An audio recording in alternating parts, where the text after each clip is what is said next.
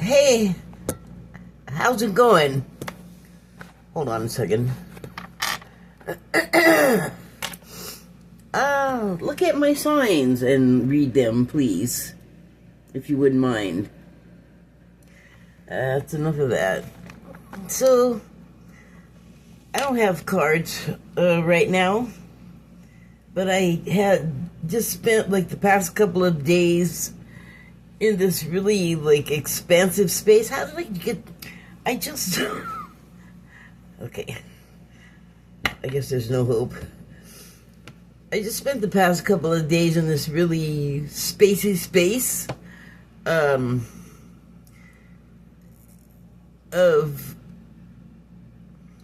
well, I guess it's just been an ongoing thing of just noticing like what is actually real, like what is actually happening, or what can I believe, or thinking those things because as you grow older from being a child, you learn that the things that were part of your education, at least when I was in school, and sounds like it's gone on, they basically tell you stuff that's not true. Like the one about George Washington saying he went to his father, like he chopped down the cherry tree in their yard, I guess.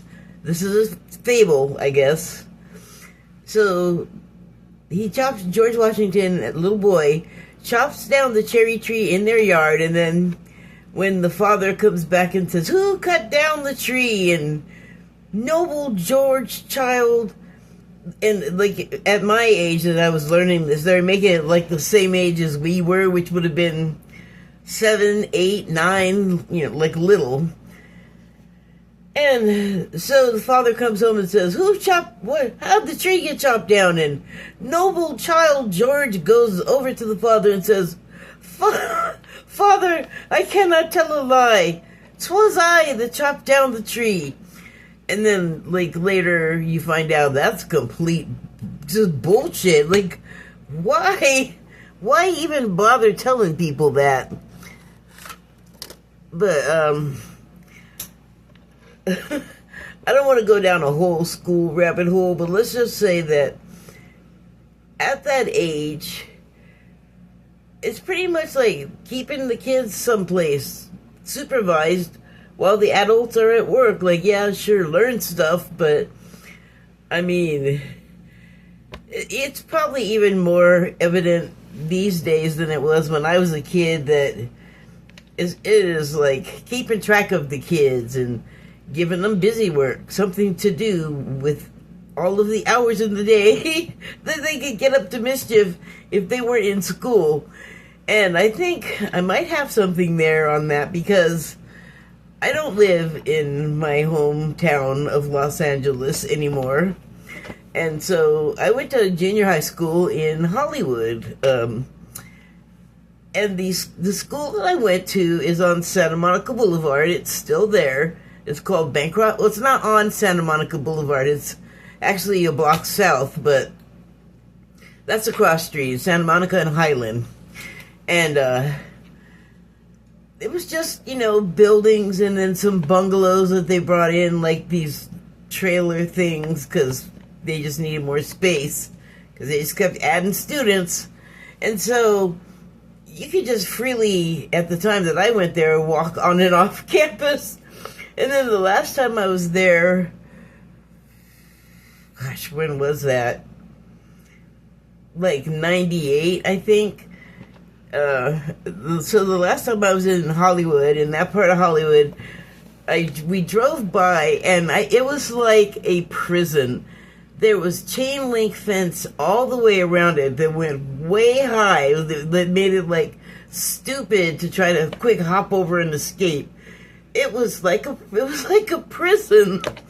So maybe there was something to that, wanting to keep track of us and keep us locked away for major chunks of the day so that we couldn't get up to no good. That was spontaneous. Well, it wasn't spontaneous. I mean, I saw it, like I said, this years ago, but it was completely different from how it looked when I went to school there. because, you could just wander off if you wanted to.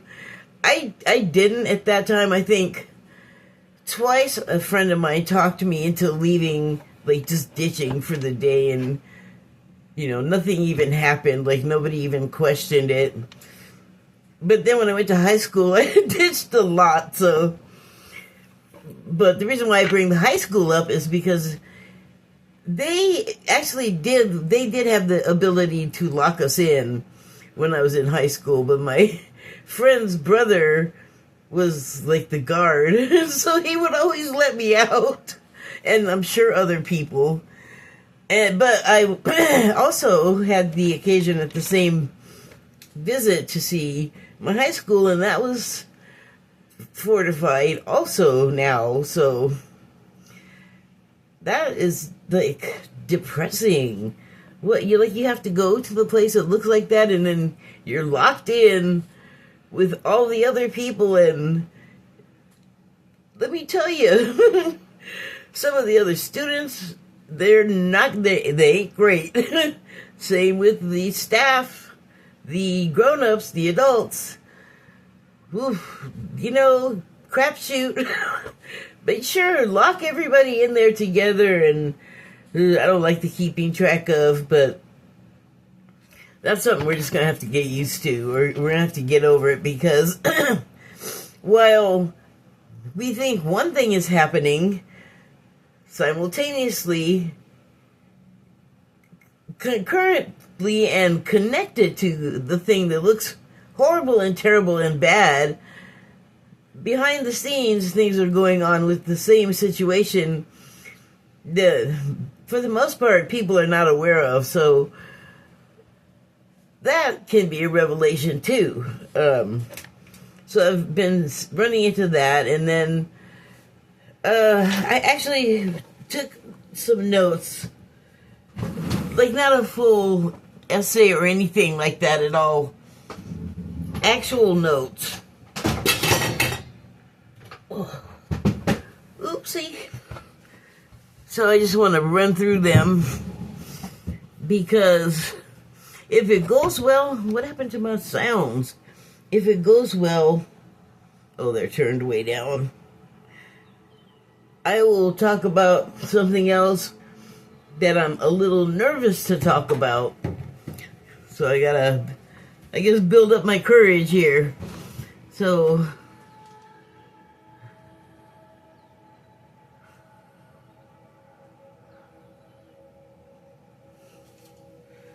wow.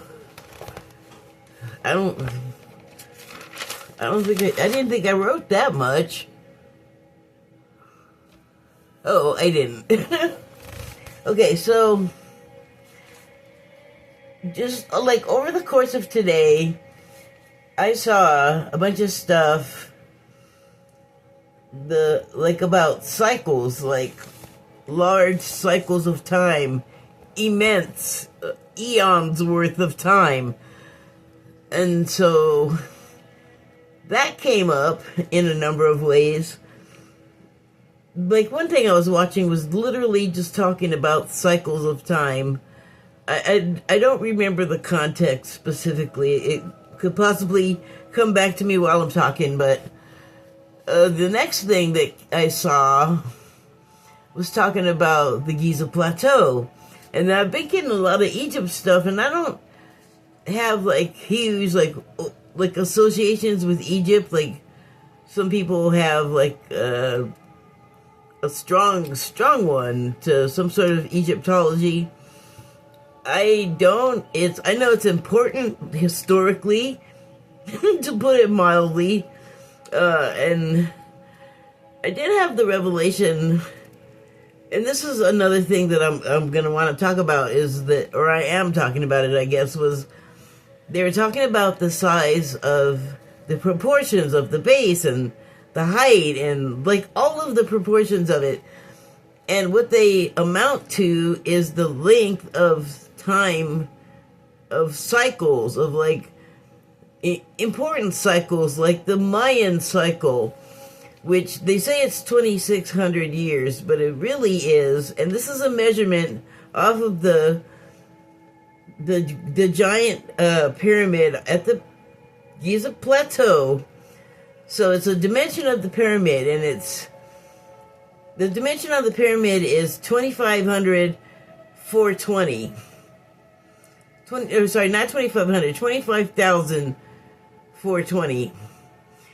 And so that's like really close to 26,000 years, which is the time that's depicted in the Mayan calendar, where if you remember in, I believe it was 2001, I guess everything was supposed to end, but that's not what the calendar was talking about. It was talking about this whole cycle of time, which, again, in various places on the pyramid, it is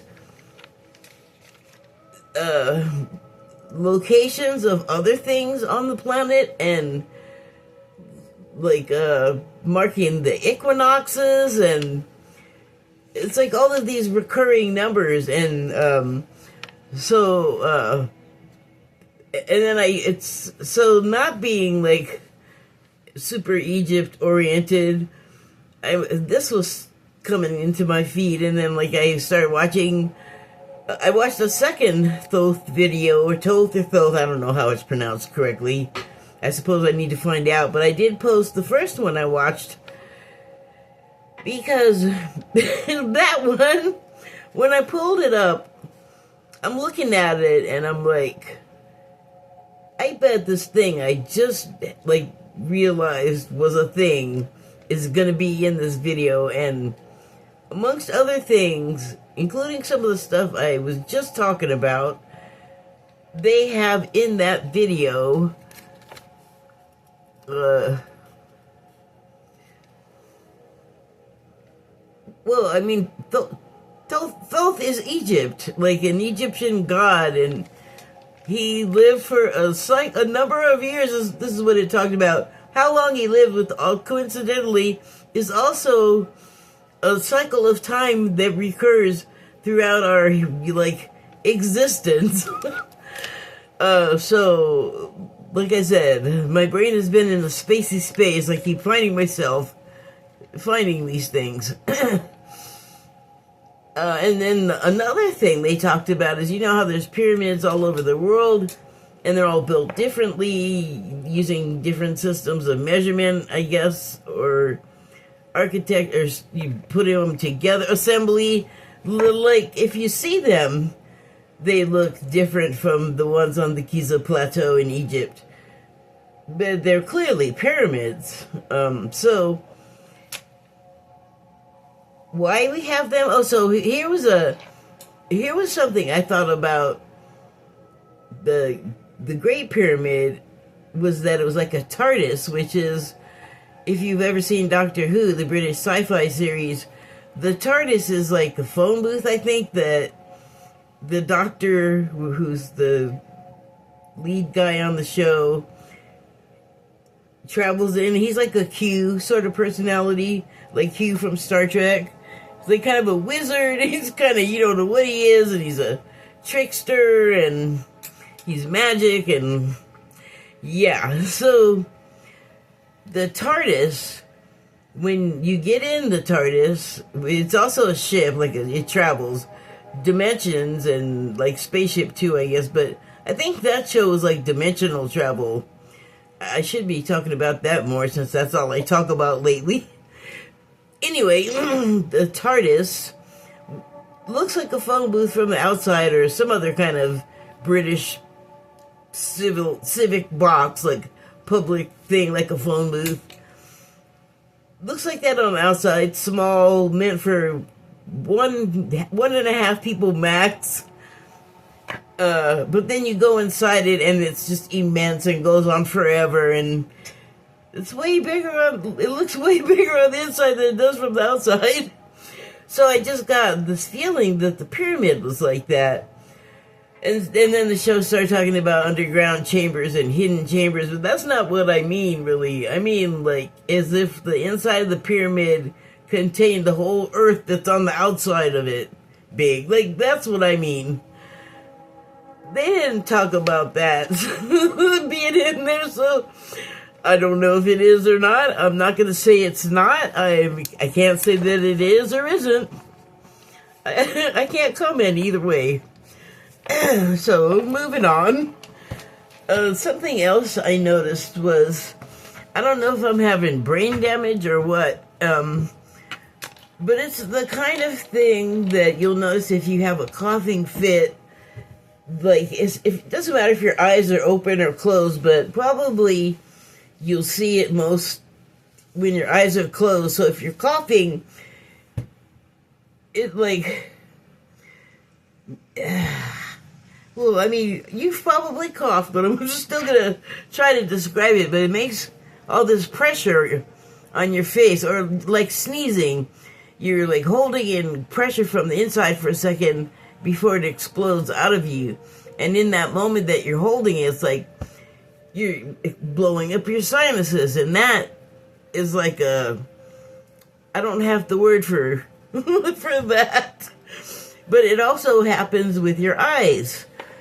So, I started seeing it, and it looks like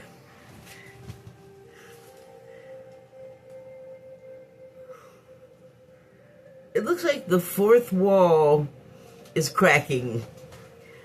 And so, by the fourth wall, I mean, like it's a screen term where you stop, like, you start talking from beyond the script. And like if it were a play, you'd like be talking directly to the audience.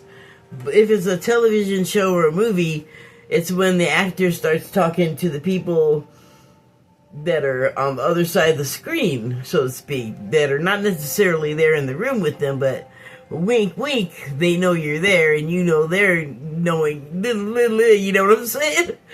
So... I have felt, or just, we just call it reality in this case, just to switch the whole metaphor around for a second, but whatever, some sort of, I guess, veil, going back to that, a barrier of some type, but it feels like a containment, but it's a containment for what I'm allowed to know, like what I can handle knowing, or me or anyone, but in this case me, since it's happening to me. But what it looks like is,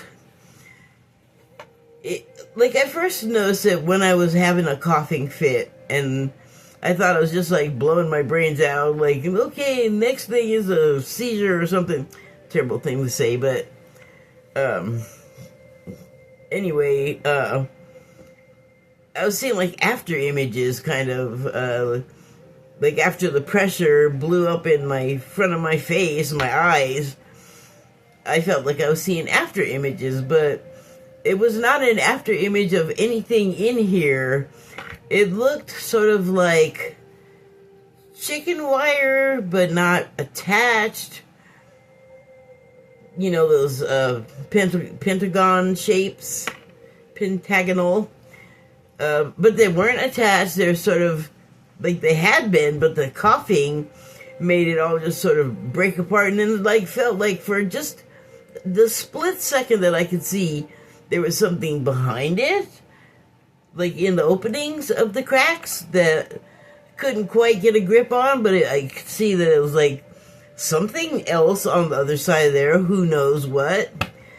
And then it would just sort of, like, fit back together, and all of the lines would just disappear, and just, like, once it came together and became one piece, the lines delineating the pentagons would just disappear.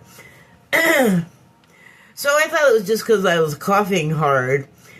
And then I was meditating, so I was just sitting there, not exerting myself in any way, not even coughing or sneezing. And it wasn't that I opened my eyes and the light made me have flares of whatever optical thing that's called.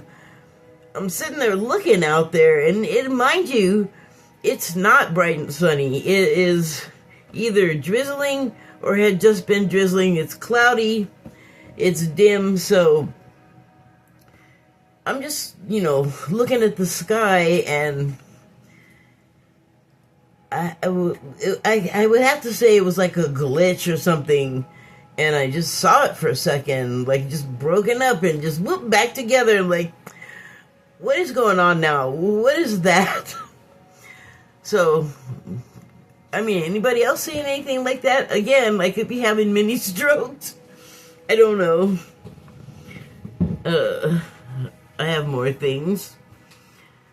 So, then the next thing that sort of came across the feed, although I have two phones, and one has all my streamers on it, and one is more utility. Also has apps, but I don't. It has like YouTube and like Substack and Blue Sky, and then the other one has YouTube and my messaging, and they both have photo stuff, and I can use my camera with both of them, but like they each have some of the same things but different passwords, so it's very strange. And one's an iPhone and one's an Android, so it's weird. It's like they're the same accounts, but it's two different worlds. It is, I don't know how that is. Or how that happens, I should say. But anyway, I don't know. Why did I tell you all of that? Oh, so, okay. Something about Dune came up in my feed, or it was about the last episode in the current series. I can't remember the director's name. Denis Villeneuve, something like that. Denis something. But it was about, I guess it was about the last installment, which I didn't know was I didn't know they'd started it yet. Like, I don't know. It was an AI video.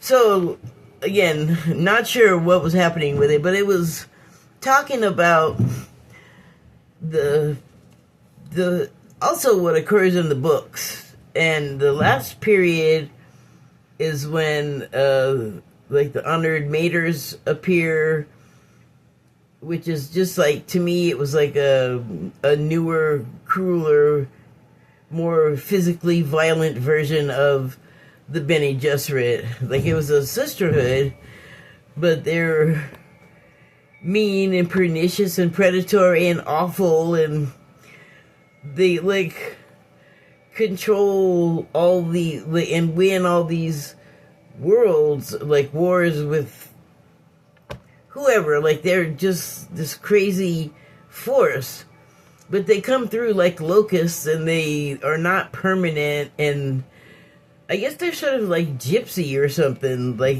really nomad and rootless, which might explain their attitude. I don't know. But the thing about the whole Dune saga is that how long the whole thing takes.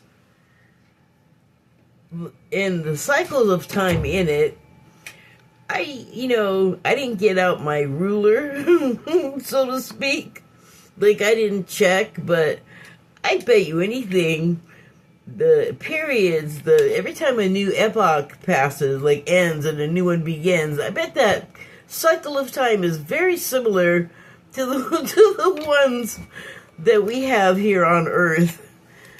In reality. So, but after what I have said and have seen about those Galactic Federation videos, where they're saying that a lot of the stuff, like the wars and the battles, are like a mirror of space wars that took place between like the Orions and the Palladians and whoever their allies were. I'm just not real up on my space race war histories that were like real.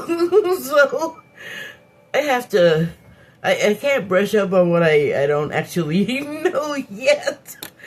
But that being the case, that they said that, and then like a lot of our books and movies are channeled memories of wars that took place, like Star Wars and Star Trek and probably Starship Troopers, and you know, it sounds crazy, but like everything is something, everything creative that someone does, the inspiration is channeled to them from spirit, and then whatever attributes they have, they enhance it and they add to it, or they work it in their particular fashion, and it's like it's a co-creation. So I no longer find that super hard to believe, and so it was just like another thing that came along that was like, okay, I get it. You're telling me about the long periods of time. And then kind of when I said that to myself, sometimes I hear a word over and over, or some repetitive thing happens, like I'll see a number series over and over. It's some sort of message trying to get to you. Like maybe you asked or prayed for a message, or made some sort of entreaty for something. And, you know, the thing about getting messages, like answers to your prayers, and people that have never gotten them, is probably because they're expecting like a telegram or something, when that is not the way that Spirit speaks to you, or rarely does it speak to you in that way. So, it is definitely, usually you'll get some sort of symbology, and it'll be familiar to you for some reason, but they'll just keep throwing stuff at you, Spirit, in answer to your prayer, so to speak, until you understand that, like, oh, this symbol made something click and made the answer to your question come to you, or steer you toward the thing that you need, that you were praying for, because that is the more common way that you'll get an answer from Spirit. So here's the thing that I was hearing all day. I think even yesterday I was like, it was just the word I kept hearing the word wisdom in my mind, and it might have been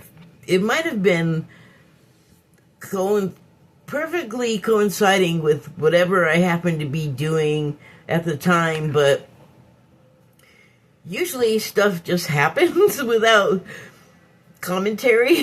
So I kept hearing wisdom over and over, and I was like, okay, I guess I'm gonna wait for more on that one, because I just didn't know, like, why am I hearing that. So later, my question was answered when I was watching one of these things, or it may have even been when I was, like, reading on like, Blue Sky today, because it happened three times while I was on Blue Sky today, which is getting a bunch of synchronicities, and if you could call this that, because what happens a lot is I'll be watching something, and either I'll be saying it or thinking it or writing it, but it'll be some word, and then the show will say it right back to me. So I'm like reading on Blue Sky, a show that I'm watching is in the background. Okay, so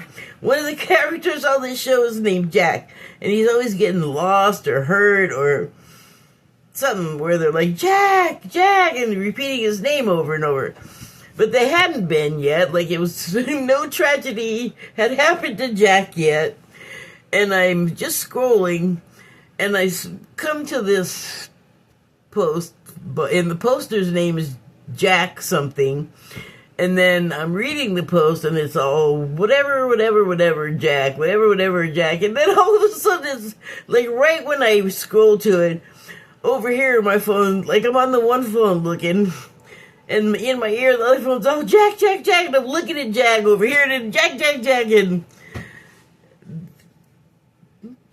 That was my mind being blown. So that kind of thing happens all the time. While I was writing my notes or something, I was writing something about,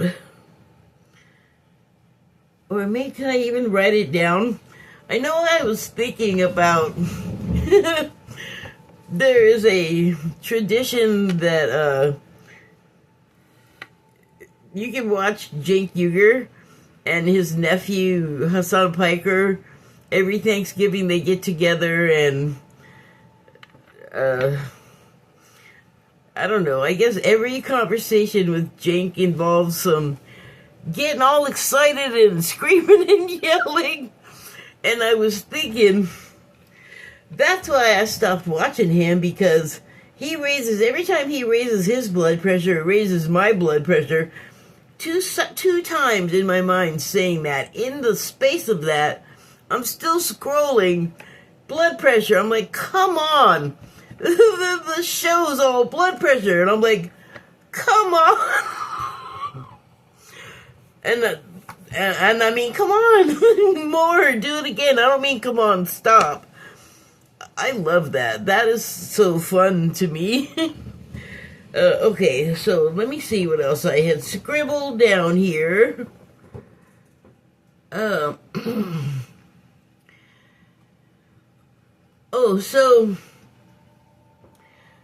I was looking at a YouTube, and I was in the comments section, and someone had likened what was happening in this video. It was like one of those metaphysical ones I like to watch. And someone in the comment section said, oh yeah, this is like something like science. And then the science person, they were talking about, oh God. So it was about how how Eve didn't come from Adam's rib. And it was this whole explanation of how the word was misinterpreted, and what it meant was not a rib, like a piece taken from him that was like,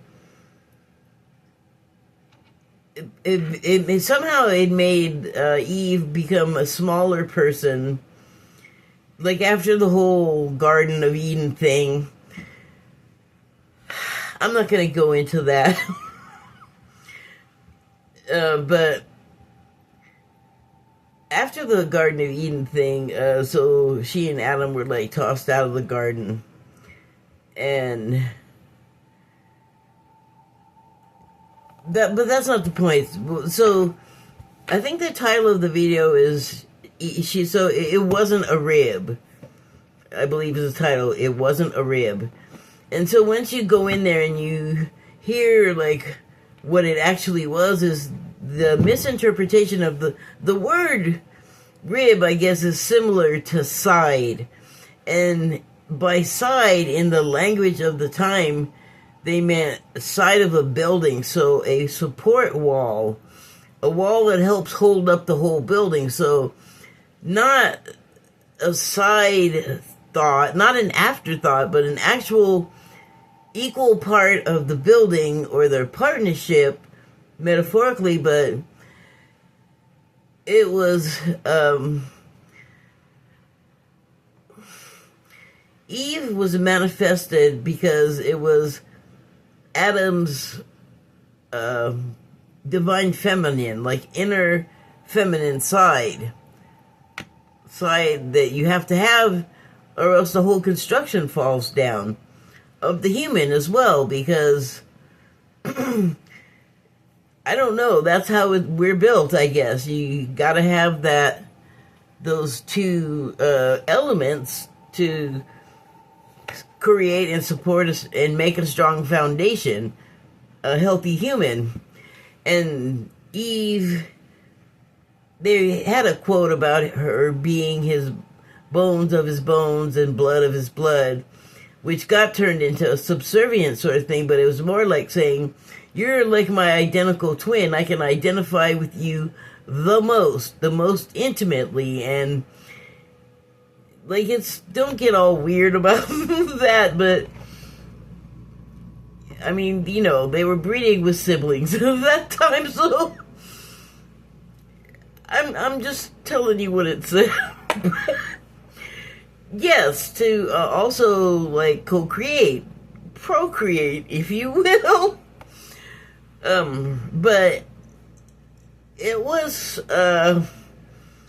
like, Adam manifested this self to be, like, with him, to partner with him, to help shore up his life, and vice versa. Because that's how you take care of yourself. But he, like, brought her to life. Those words brought her to life. Okay, so I thought that was interesting. So this still has to do with that comment section and the science guy. So that story was told, right? And so the guy in the comment section, first guy goes, "Oh, that's just like what an atom does. Like, first it has to split before it becomes this other thing that's whole." And so this other person comes in, like the well actually guy comes in and goes, "Well, that's only a part of the process, and there's so many atoms and they do different things." And I'm like, but it does do the first thing that the guy said, right? I mean, not to them, but my offline portion of the conversation consisted of me going, okay, but it does that thing that the guy said, though. Even though it does all the other things that we don't really care about, it does point out that there is a similar process to science that happened with Adam not separating himself, but becoming actually more of himself, like becoming to divide from, I guess. Which I get that. I get how that's similar to the scientific process. And that's how close spirit is going to get to science in most cases, I think. And that's like trying to figure out, like, the message that you're getting in return for your prayer, like trying to figure out those symbols. It's kind of the same way. And also with, like, the 26,000 years and the 25,420, like, you round it up for, I don't know, there was reasons. I can't remember them all. I'm not a math guy, okay? But I do understand, like, the rounding up and how you could get there with these, like, esoteric concepts mixing with all the other concepts. It's very wavy and squishy and fluid, and I can accept that. I mean, that's kind of how life is. You can't just be all, I want it to be perfectly measured to my specifications, whatever the situation is that you're talking about. You may get a situation, but you probably won't get it to your specs, because that's not how the other side sends messages. It does messaging.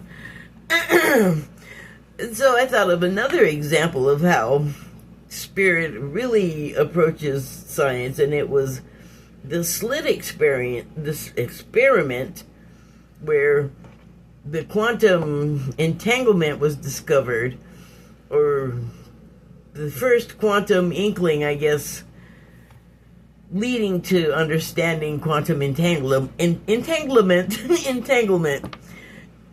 it was that in the slit experiment, when you see the split, when they saw the particle, it was the first time they're like, oh, there is the thing we theorized. And then it became active, but it wasn't active until they gazed upon it, like gave it life in a weird way. So that's a real thing. Look it up. I think I even approximated it pretty closely to what it actually is. So pin that. You got the slit experiment. And so the thing of spirit that I thought is a lot like it is, this is why also you may pray and not get answers. It is probably because you don't like deal with God, or maybe you only deal with God like in an emergency when you desperately need something and at no other time. And it's like, the thought occurred to me, if you leave God alone, God's gonna leave you alone.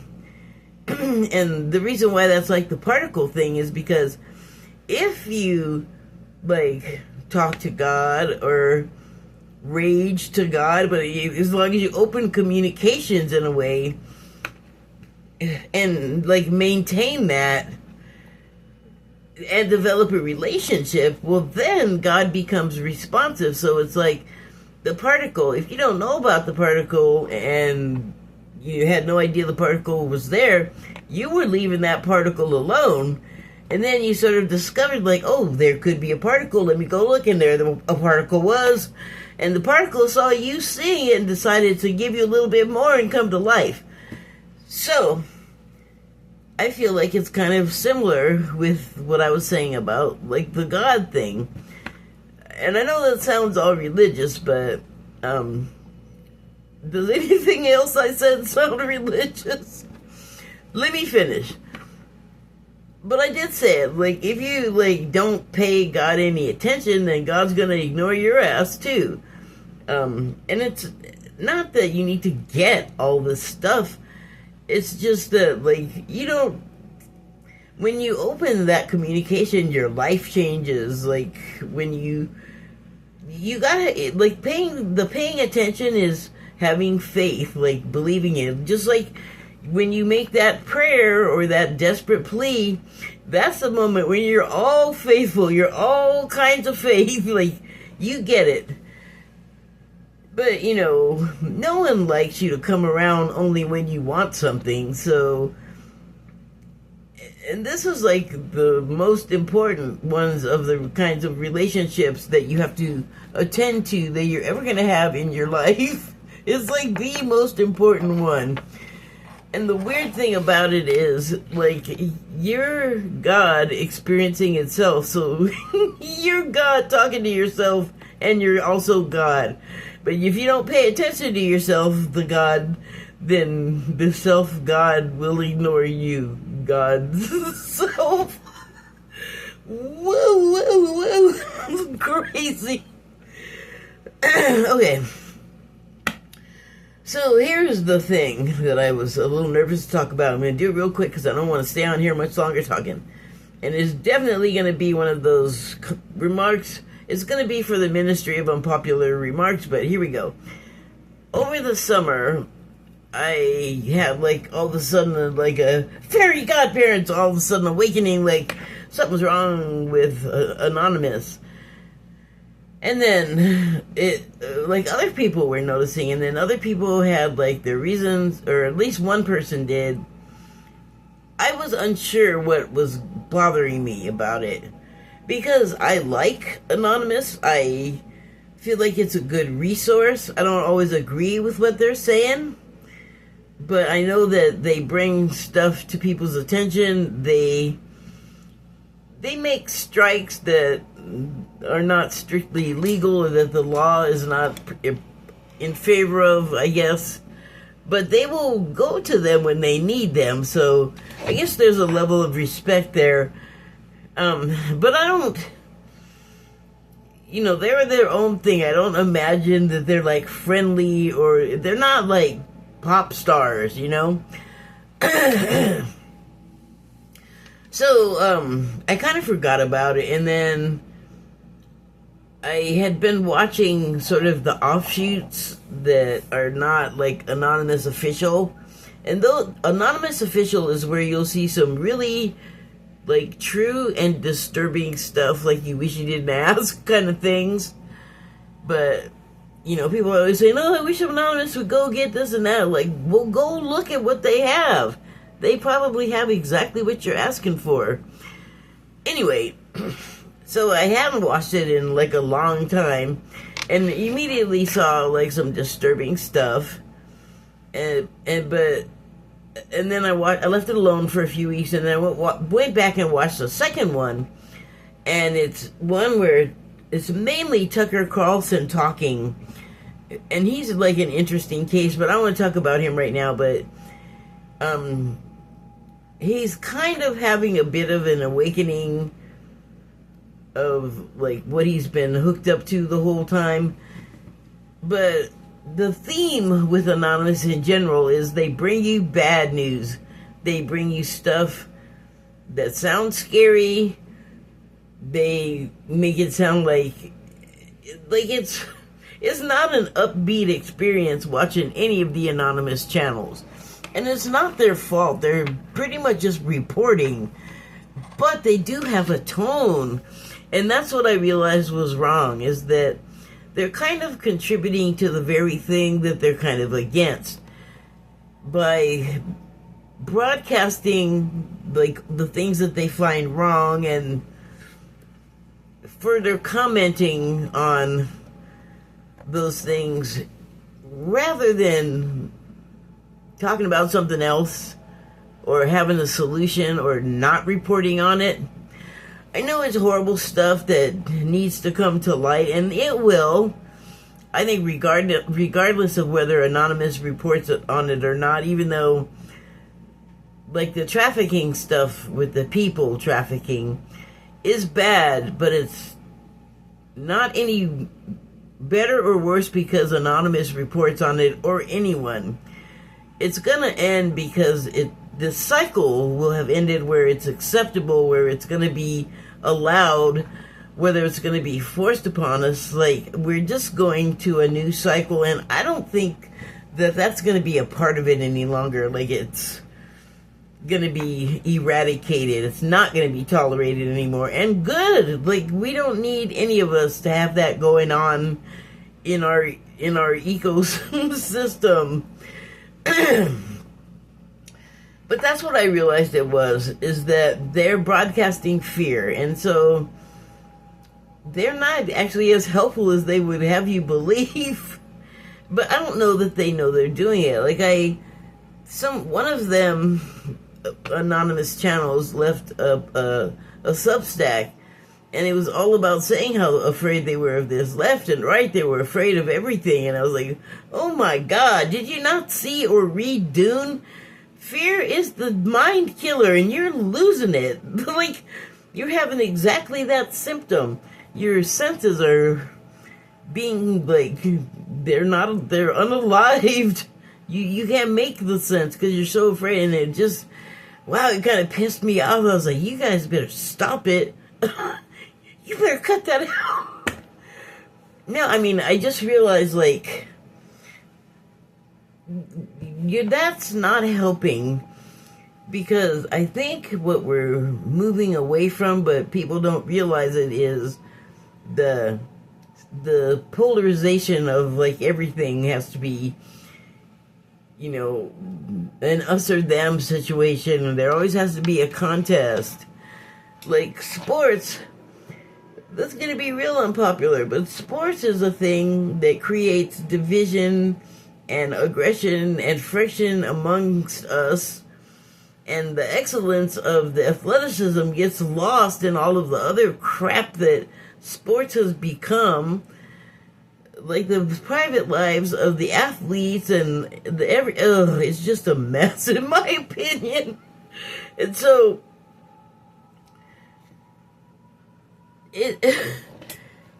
we I think need to find another way to do athleticism, because it's not a healthy I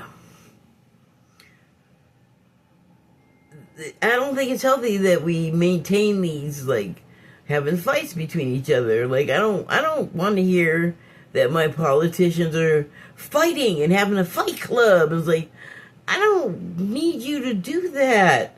Like, you have, like, ways that things are done, and it doesn't involve all of this fighting and advanced age people talking about fights and fighting, and it looks, at the very least, it looks undignified. There are more words, but I ain't gonna use them. So, But it's not just them. It's everywhere. It's like it's fed to us through almost every media we look at, and then we feed right back into it, and that is not a healthy cycle. Speaking of cycles, like that's one we could really do without. But I think we're getting there too. Like, I don't think it's going to be in the next 5 years at all, because we like our teams and we like our sides, and it's going to take a while to work through that. But the thing is I feel like without that, behind the cracks that I can see every once in a while, in reality, we're still doing stuff like taking sides and having fights and so on. But we are definitely going to move out of that. I know that for sure. Like, I just feel it in my gut. And I have also supporting people, saying similar things. So, that points to a lot of us eventually feeling that way enough to where we make those changes within ourselves, and I think make life like a lot easier on each other.